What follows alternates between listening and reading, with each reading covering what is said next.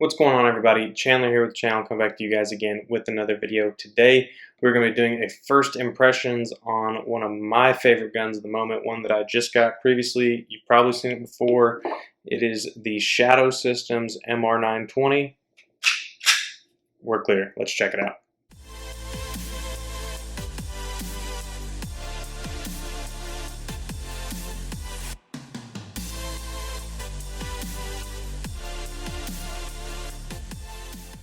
So of course the Shadow Systems MR920 is pretty clearly a Glock clone. The MR920 in particular is a Glock 19 clone. They're compact size. Has 15+1 capacity of 9mm. It is striker fired, and of course has a slew of other features which I will go into here momentarily. I believe the Shadow Systems line of pistols kind of starts at kind of what everybody else's Glock clone is, and that's at the Generation 3. This is compatible with most Generation 3 parts. Of course, there are some interchangeability between generations, but that's how it starts. Believe it or not, Shadow Systems used to be their own Glock customization company before they got into making full firearm. They made the 918 series and then now the 920 series. This one in particular is an MR920 Combat series. It's not the Elite series, it's not the Foundation series, it's right there in the middle of the Combat series. Basically what you're going to get in that Combat series, and this one in particular, you're going to get the front and rear slide serrations, a tritium outline night sights on the front, and this one in particular, a optics cut. Now this optics cut is very, very cool of what Shadow Systems has been able to do. It's actually somewhat of a universal optics cut that allows you to fit a plethora of different optics. And I've got a Trijicon SRO here right now, but you can also fit the likes of Delta Point Pro footprint, which shares with the Romeo 1, even Vortex footprint. That way you have any option you want for whatever optic you may have.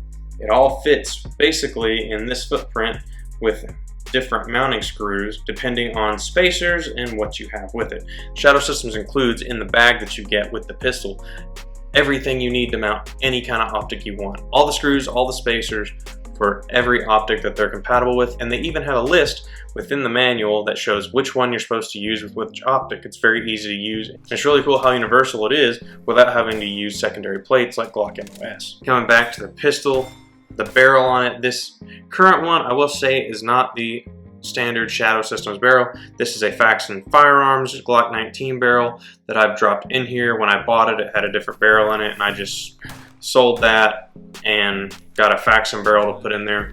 Takedown is exactly the same, and of course the magazine release nice and big and can swap to the other side. Some different grip stippling throughout the firearm. It's nice, feels nice and sandpapery. You've even got a little bit up on the front here for your finger to go on, to rest your finger on both sides of the gun.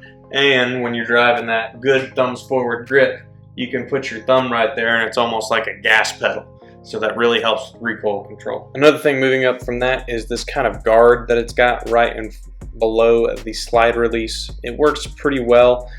Sometimes on the VP9 I do catch the slide release and prevent a good lockup from happening with my grip. Moving back in the frame, you can see that Shadow Systems does have a pretty great undercut already installed into the grip straight from the factory. That way you can get a nice undercut on the pistol, get that bad boy riding nice and low for a low bore axis. That's one of the main reasons of it and what everybody likes about the Glock to begin with, and of course they do change it over, or they do carry that over into Shadow Systems. Moving back as well, as you can see, it does have a nice tail on the back here to prevent any slide bite or anything like that. But the big thing comes down here at the bottom of the grip. For one, you've got the mag well, which is amazing, works out really well, which is removable if you so choose, but it doesn't add much profile if you decide to carry it, so it's honestly a win-win. But the big thing for me that sold it on this, and why I love this way more than a Glock, even though it's based on a Glock, is this back strap is removable, and they give you 3 different sizes, and they are sized in such a way that it gives you the ability to change the grip angle of the firearm, which was the main reason I never liked Glock. So instead of having a really steep grip angle, you can go back to more of a SIG or 1911 style grip angle, which is what I typically shoot well with, which is why I liked it so much. You get all the benefits of the low bore axis, the reliability, modularity of Glock, and customizability of Glock. And you get to change your grip angle, so that way you can find your comfortable shooting position for whatever you want. It's honestly a win-win. Plus, it takes any kind of Glock mags that you want. Obviously, they have to be greater than the 19 size, which is pretty great. So you get all the good features of Glock, including how abundant their magazines are. So it's a huge advantage. As for the trigger itself, it's really honestly not that much different than any other striker fired trigger. This one probably is a little lighter than most. The reset's really short and crisp, but it's kind of got that Glock trigger feel where it's kind of mush at the start until it breaks. But on this one, the reset is really, really good and really tactile. It forces your finger out a little bit. It's a really good reset on the trigger. The take-up's not too bad. The wall's kind of mushy, but it's okay. Didn't have any problem shooting it at the range. And something else, it does break flat-faced on the bottom, so that is something for everyone who likes flat-faced triggers to consider as well. But is it as good as the VP9's trigger? I would say no. Now that everything of the general overview of the gun is out of the way, let's go into what I think about it. So far, the gun is awesome. Shadow Systems really did their homework on a lot of things. It takes everything you want from Glock, plus improves on everything you don't like from Glock, which it is in my case, and may be shared with others. The shootability of this gun is fantastic. It shoots extremely flat, and that was before I had the light on it. The grip, the big thing about it being this back strap on it here absolutely makes it to where my grip angle on this gun is just as if I was shooting my SIG, my VP9. My natural point of aim is a lot better. The oversized magazine release is great for dropping magazines. It drops free. Of course, I am only probably a couple hundred rounds into the gun so far. Slide release is a little small from what I'm used to with the VP9, but that's nothing that I couldn't change if I wanted to. Rail's great, of course, to put any light on the front. Moving up the top, obviously, I've got an SRO on it at the moment, which I enjoy quite a bit. And the barrel itself is a changed barrel. Worked great with me so far. And that's something else to bring up, is Shadow Systems from the factory usually recommends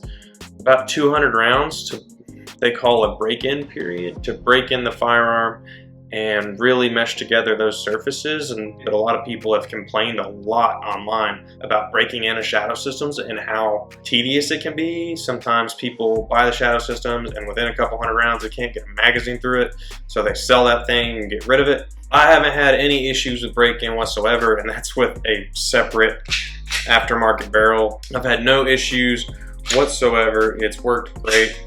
It's meshed great. Everything seems to be going well. I haven't carried this yet because I'm still in that 200 round break-in period. I don't have a carry holster for it yet. I've just got a belt holster without a light on it from when I had my Glock 23. This is a standard T-Rex Arms Ragnarok holster for double stack Glocks, and it fits just fine, snaps in just fine. Even though, you know, the trigger guard is a little different and everything, it still fits. It's not going anywhere. I've got mine tightened down a little bit because that's how I like my retention.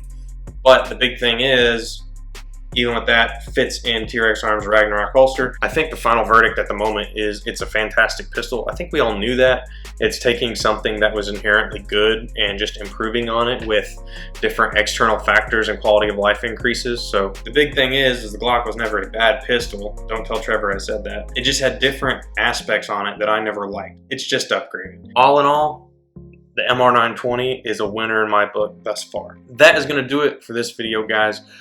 Let us know what you think of the Shadow Systems MR920 or any Shadow Systems pistol down below in the comments. Are they worth it over Glock? To me, so far, yes, but I could just be wrong.